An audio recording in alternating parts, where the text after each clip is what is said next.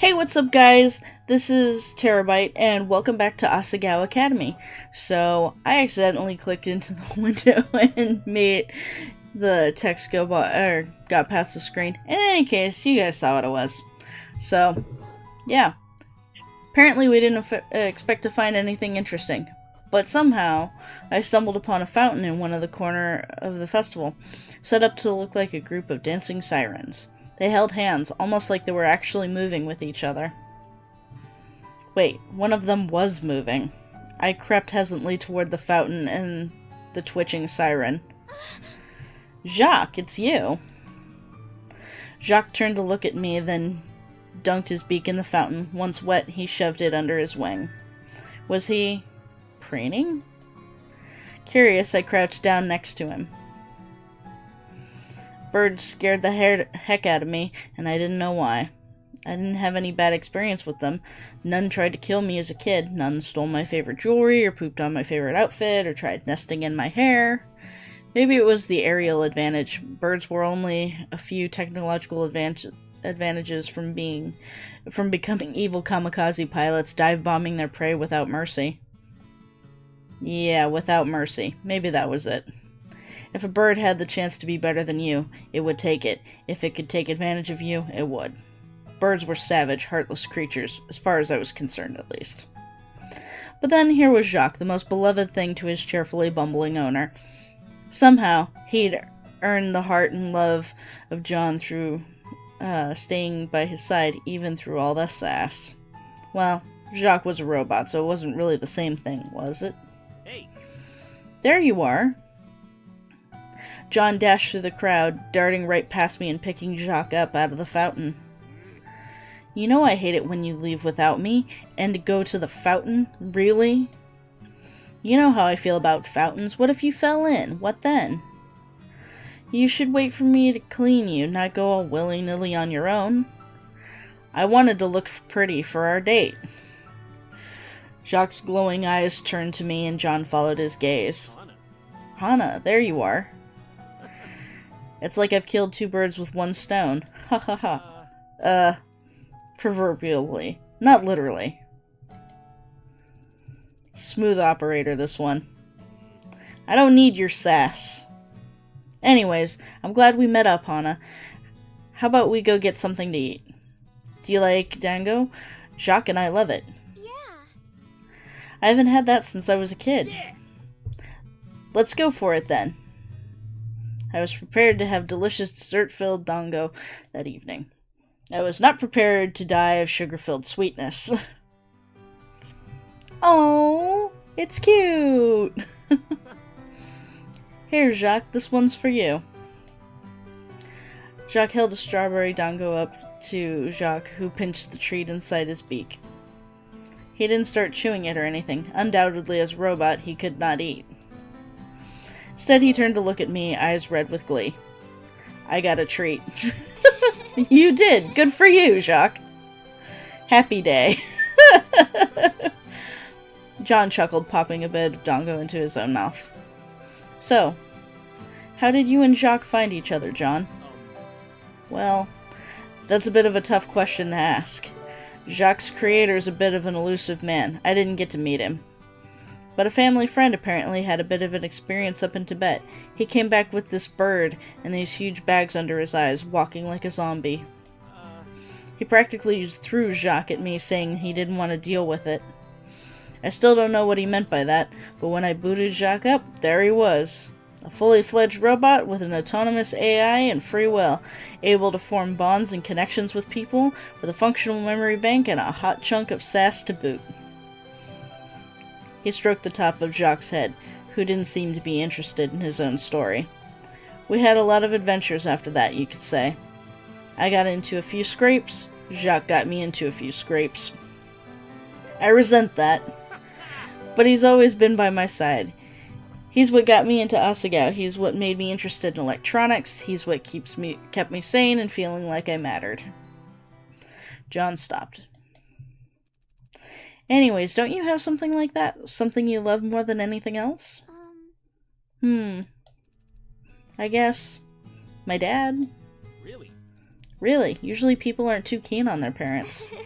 No, my dad's the best. He's an artist, a sculptor. He makes pottery and runs his own shop all by himself, even after my mom passed away. John's face fell, and I stopped in my tracks. Anyways, he sacrificed everything for me over the years. I'm the most important thing to him, and he's the most important thing to me. I miss him so much.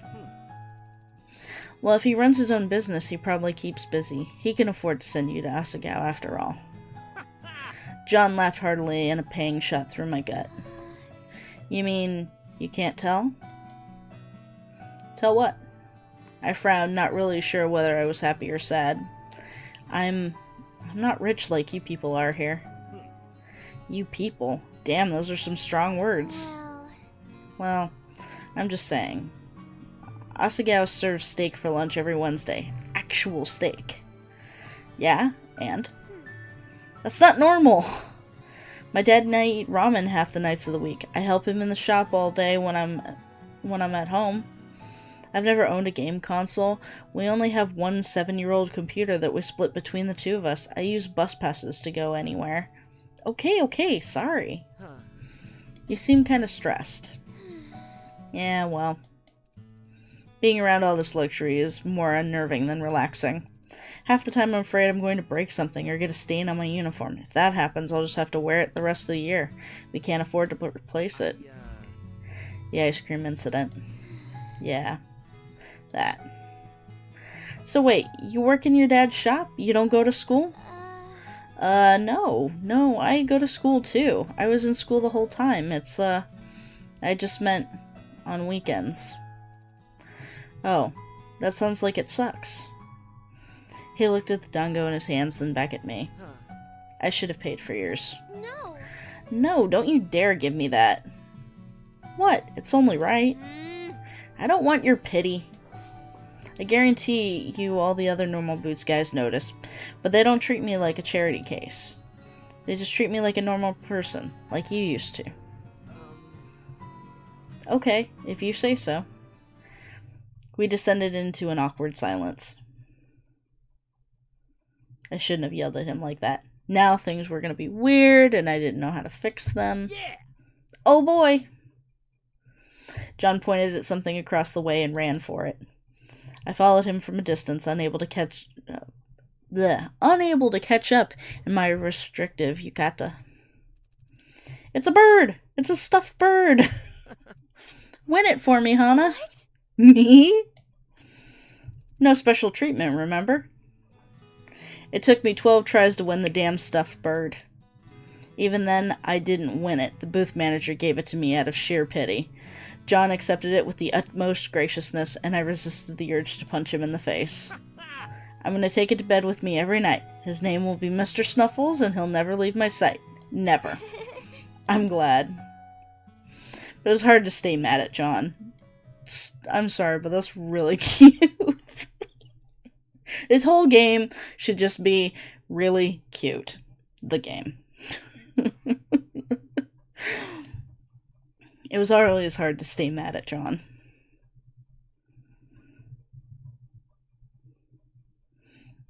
Oh.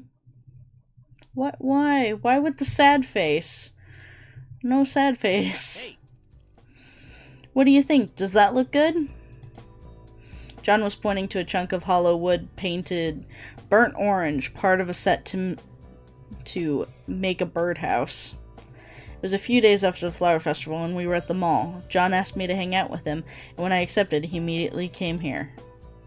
It was a little confusing to me.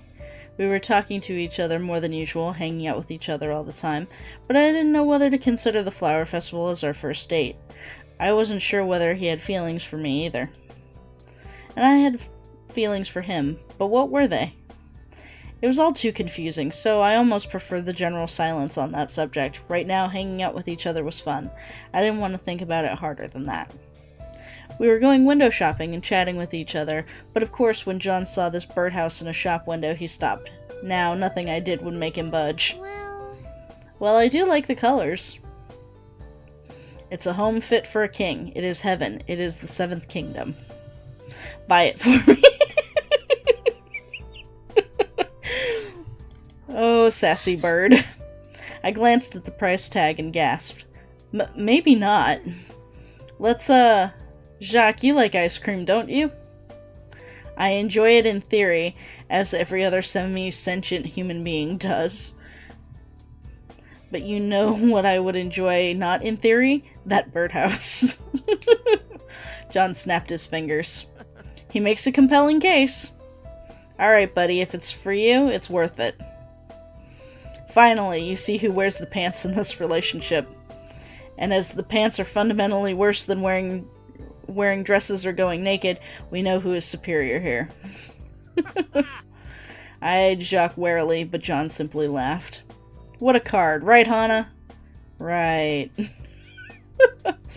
John went inside to buy the birdhouse. I stayed behind in the main center of the mall, watching a mother and her 3-year-old son walking past. Part of the reason I didn't want to go in was because everything in that shop was so damn expensive. The thought of walking around in there sent shivers up my spine. One wrong move and it'd be back to Amarisu for me. But then the other reason was that I needed some time away from Jacques. My feelings on him were mixed. Admittedly, it was hard for me to hang around him so much. It was clear that John wasn't going to part with him, though, so I tried to suck it up. It was clear that Jacques was a well-behaved bird robot, one who was not at all inclined to talent-based murder on a whim, but every now and then he'd flutter his wings or turn to preen himself, and adrenaline shot through my body. I was constantly on edge, and it was nice having a break, even if it was only temporary. John emerged from the shop, a large cardboard box under one arm. Sweet, I got it. Ready to head back? What, already? But we just got back here. Oh, we did, didn't we? It would be hard to lug this thing all over the mall, though. John made a face at me, and I sighed. Fine, let's go back. Sweet, thanks, Hannah. A few days later, I was sitting in John's dorm room, wielding a heavy hammer. John poked his head over the instruction manual, examining the different planks of wood in front of us. I had no idea how this was supposed to become a birdhouse, but John was determined to see it through. Nail this in here. John pointed to a dot in the orange wood, and I lifted a nail over the spot. Here? Yep, there. Are you sure? Yes, it'll be the side. Hammer it in. I scrunched my eyes shut and lifted the hammer. Whoa, whoa, whoa, whoa, whoa, whoa, whoa, whoa, whoa, whoa! What on earth are you doing? I froze, staring at him. Hammering the wood!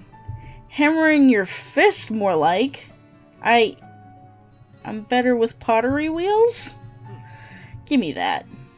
John yanked the hammer from my hand, shaking his head. Kill me like a maniac, I swear. But he was smiling even as he huffed. Day faded to night as we worked on the little birdhouse, fielding some harsh words from other boys on the floor, and mishaps involving incorrectly attached spokes. Finally, John screwed in a peg on the front of the birdhouse, and sat back on his heels. We did it! It's done! Yay! Jacques has a little house. It is. Tiny orange birdhouse with a dirty red roof stood proudly in front of us, about as tall as my arm.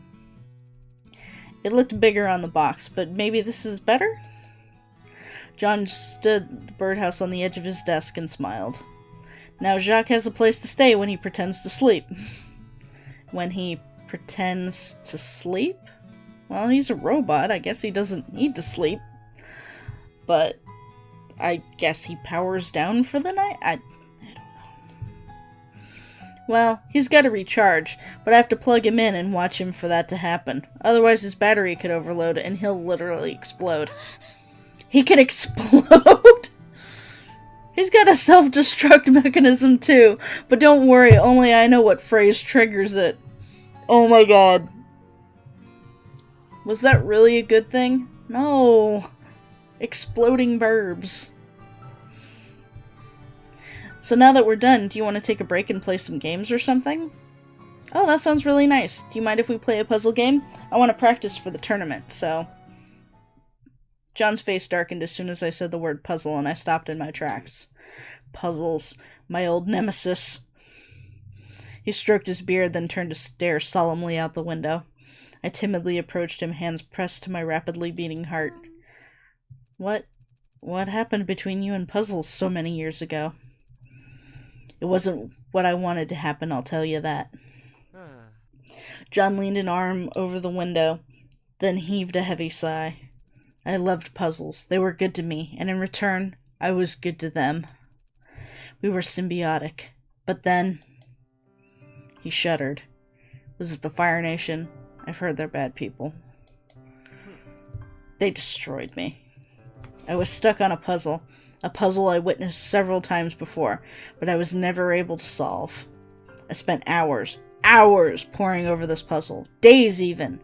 Finally, I decided to take a break. What came to take my mind off this? What can take my mind off this? I asked myself. Unsurprisingly, I knew the answer. A new puzzle. A new challenge. Something grounded in reality. I would solve a 1,000-piece puzzle. But John... I know. I should have known better. Should have been more careful. He clenched his fist, then hid his face. After a few seconds, he collected himself and resumed. I shook the pieces out of the box and set to work, but both games were salty. In hindsight, I should have known better than to puzzle in front of another puzzle.